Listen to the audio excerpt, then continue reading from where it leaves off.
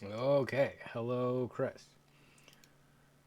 So, glad you're checking in on this because sketching knee stuff abounds. First of all, glad the snow is gone. Shorts are out, love it.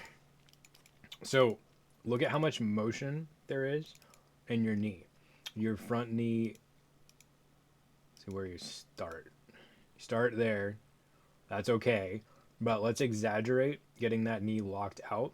I know that seems sketchy, but getting the knee locked is actually safer than what you're doing. Because as you come into your backswing, so here you're set up, there's already about a 20-degree angle in your knee. As you come into your backswing, the knee comes back with your shoulders. That is specifically what we're trying to avoid. Because since your knee came back, your knee has to go forward. And your knee doesn't have anywhere to go in this exercise. Like if your foot can release, that's one thing, but your foot kind of can't release now because there isn't enough force to make it release. And you're not pouring the weight into the heel. Like that's not, you're not doing anything wrong, but you're not really supposed to in this drill. You can keep the weight in the heel. That would be good to do. But because the knee is wound up here, as we go forward, the knee has to unwind. So see all that motion? That's got to go somewhere. And it ends up just popping into your knee tendons, which is not good. And that's going to undermine the point of the drill also. So see all that motion that there is in your body? Like everything kind of shudders, and that's force dissipating. That's a shock wave going through your body that we don't want in certain tendons, right?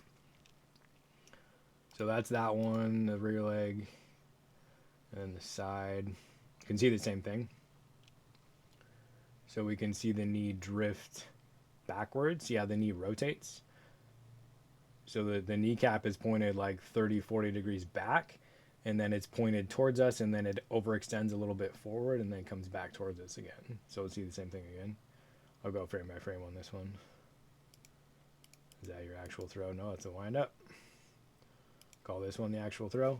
So we're gonna grab where your knee is. So that one was better. So the knee is, now the kneecap is pointed, like I'll just match a line from where your femur is pointed. Goes there, and I have to click back into the video. So see the knee drift forward, forward, forward, forward, forward, forward, forward. Straighten up a little bit. So here, see it's beyond pointed at the camera. Now your femur is like pointed this way. Click back into the video. So you see how much, so there's a lot of twist in your knee. And the whole point of the drill is that we do not want any twist in your knee. Because the knee twisting is making your front hip socket soft. And the front hip socket is rising, which we don't want to do yet. So let's back up from here, and we're going to do more balance calibration stuff. And honestly, you will feel more power in this drill and your arm and your body when you get that knee still than you do now. Like you're putting extra power in it by pumping your leg and pumping your shoulders and pumping the disc. But the point of the drill is really to feel the power that's available when you just make the front leg truly static and learn to balance your body around it. So now that we've played with this for a couple of weeks, hopefully now you actually understand the purpose of the drill and the reasoning behind the drill. Like I can tell you that on the front end, but until you've been through it and seen your knee wobble a bunch of times, like you don't really get it. And that was me when I was shown this drill. I went to throw and my foot rolled, or my knee, moved or wobbled, or I did something funky. And the guy who was coaching for me was like, "Oh, you moved your foot again. You moved your foot again. Moved your foot again." And by the eighth time, I was like, "Yeah, okay, I know, move my foot. My foot moved. I know, I get it." But then I got like grumpy and was like, "Okay, now I'm actually gonna figure out like how do I actually stop that from moving, and just have everything move around that." So it's really a balance exercise and a coordination exercise of, can I keep this locked? So don't allow yourself that, right? It's intuitive. Like if I want to throw this thing as hard as I can, I need everything to move. Sure. But we're trying to balance and learn how to use physics, not do what your body wants to do intuitively, because your body doesn't know how to throw things that are that light. Your body knows how to throw things that are heavy. This I can throw, right? I can wind up, I can brace, I can throw it. But I braced, right? There's no reason, your brain doesn't think there's any reason to brace when I throw this, because I can just throw it and it'll go. But when you throw this the same way you would throw that, you get exponentially better results. It's just very hard to do because it's super counterintuitive. So the first step in this process is locking this in place, locking this in place.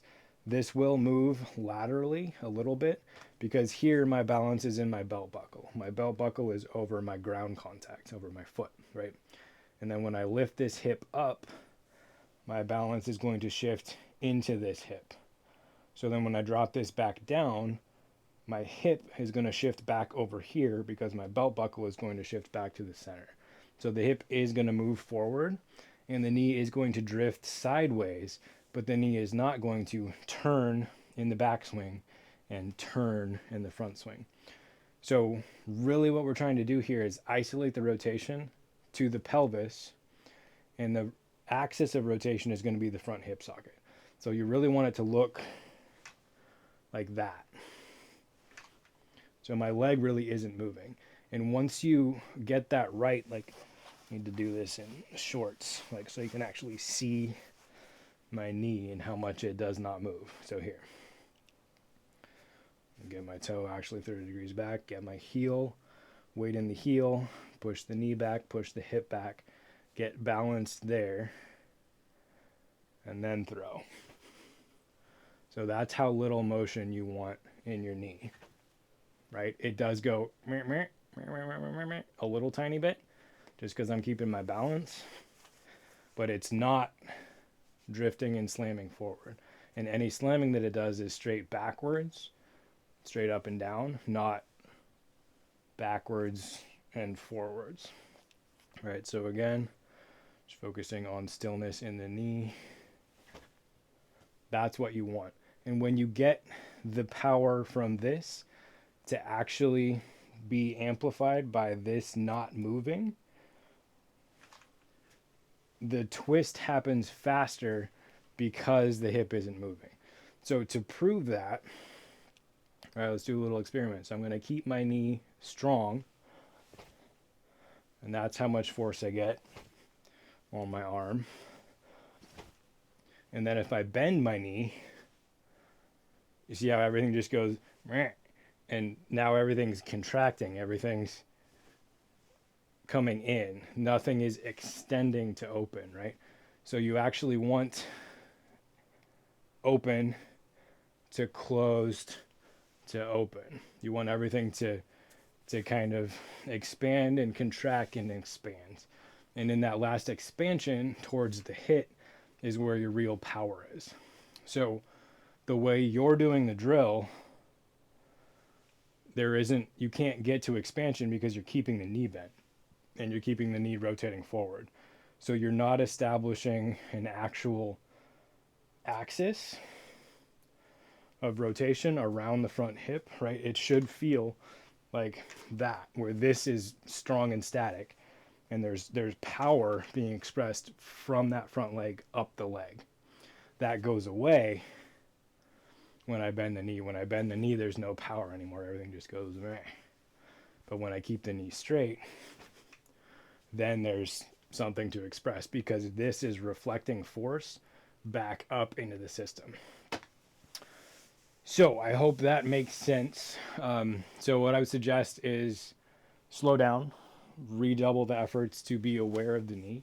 So you can film like this and check it yourself and see if your knee is moving. It's very hard to, like I saw one where you went boom and then looked and like, okay, my knee's still there, good. But it moved a lot in the wind up and it moved a lot in the follow through. So the only way to really check it is to film it and go back and look again. And it's aggravating. It's really hard to get the knee to be still. But once you do, I think you'll find one, better balance, and two, much better power expression. So let's loop back, try that again, and film it, check it on your own. and then film it and send it to me once you think it's improved, and I'm happy to check it again. All right.